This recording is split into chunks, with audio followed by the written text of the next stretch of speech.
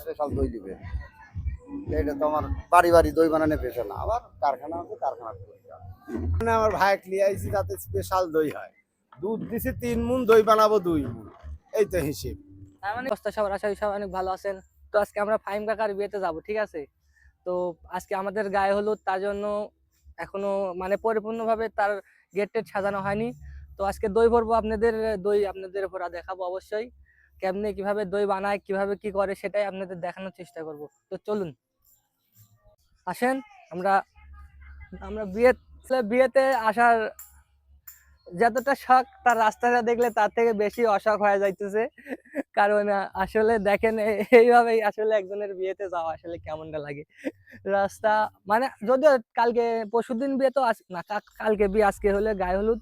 তো এখানে পুরোটাই বালু দিয়ে দিব, মানে একটা ভিআইপি পরিবেশ আপনাদের জন্য করার চেষ্টা করব। তো চলুন আমরা এখন আমাদের দই বানানোর প্রসেসটা দেখাবো, আর ওইখানে কি হচ্ছে সেটা দেখানোর চেষ্টা করব।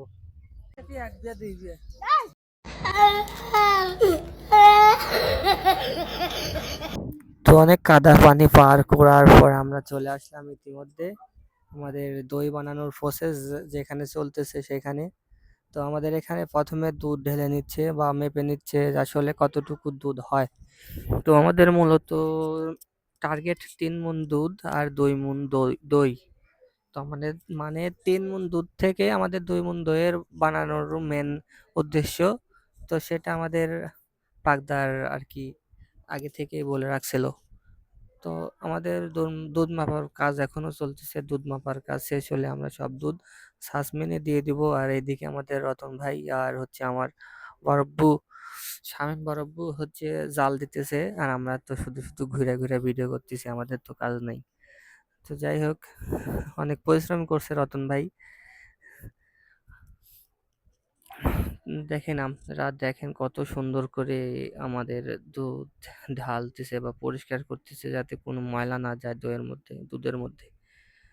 মানে আমাদের প্রায় দুধ ঢালা শেষ। তো আমাদের পাকদার কিছু দিচ্ছে, মনে হয় এটাকে খাইশুটাই বলে আর কি। তো সেটা আমরা তার কাছ থেকে শুনবো আসলে কি দেয় না দেয় মানে দই বানাতে। তো নতুন আঁকা, আর এদিকে বৃষ্টি হচ্ছে যার কারণে আঁকাতে জাল দিচ্ছে, জ্বলতেছে না। মানে অনেক কষ্টেই আর কি হয়ে যাচ্ছে আমাদের। তবে যত কষ্টই হোক আর যত বৃষ্টি হোক, আমাদের দই বানাতেই হবে। তো আমাদের বরব্বু বাগদারের কাছ থেকে শুনতেছে আসলে আমাদের দই কত, মানে দুধ আর কতটুকু করে দিব, অনেক দুধ এখনো বাকি আছে। তো আমাদের ফাকদার কিছুক্ষণ আগে দুধ যেগুলো দিছে এগুলো মানে একটু গরম করে নিছে, মানে কিছু দুধ ফ্রিজে ছিল যার কারণে ওইগুলো আগে আমরা মানে দিয়ে গরম করে তারপরে আমাদের আজকে যেগুলো দুধ সেগুলো দেওয়ার চেষ্টা করতেছি। হ্যাঁ, তো শোনা হচ্ছে যে আসলে মোট কত কেজি দুধ হলো। তো আমরা এখন দুইটাতে সমান করে ভাগ করে দিব।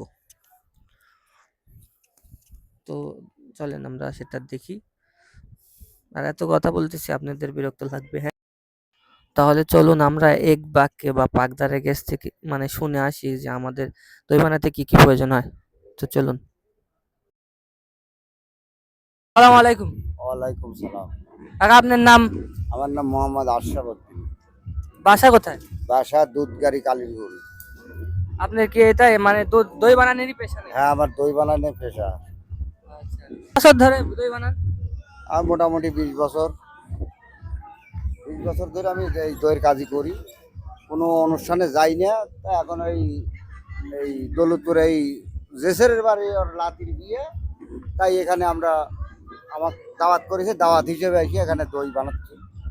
স্পেশাল দই দিবে। এটা তো আমার বাড়ি বাড়ি দই বানানো পেশা না, আবার কারখানা আছে, কারখানা।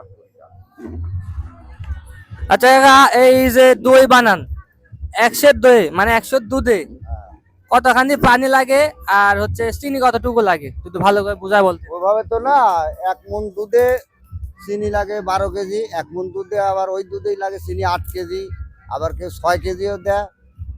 স্পেশাল দই এখানে দেবো 6 কেজি হারে চিনি।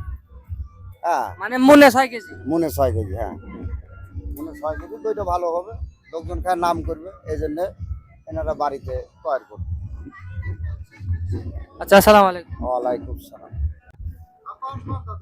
এই তো কি কথা না কব কোন যে দই আসলে দই বানানি আপনার আগে বানাইছেন আমার নাকি? ভাইস্তির বিয়ে ওই ভাইক নিয়ে আইছে আমার ভাইস্তির বন্ধু হিসেবে স্পেশাল দই বানাবি যাতে বিয়ের মানুষ খায় উপভোগ করে এই কারণে আমার ভাইক নিয়ে আইছি যাতে স্পেশাল দই হয় দুধ দিছি 3 মুন দই বানাবো 2 মুন এই তো হিসেব তার মানে স্পেশাল দই এক কথা। স্পেশাল তো সবাই শুনতে পারলেন আসলে স্পেশাল দই বানাবে।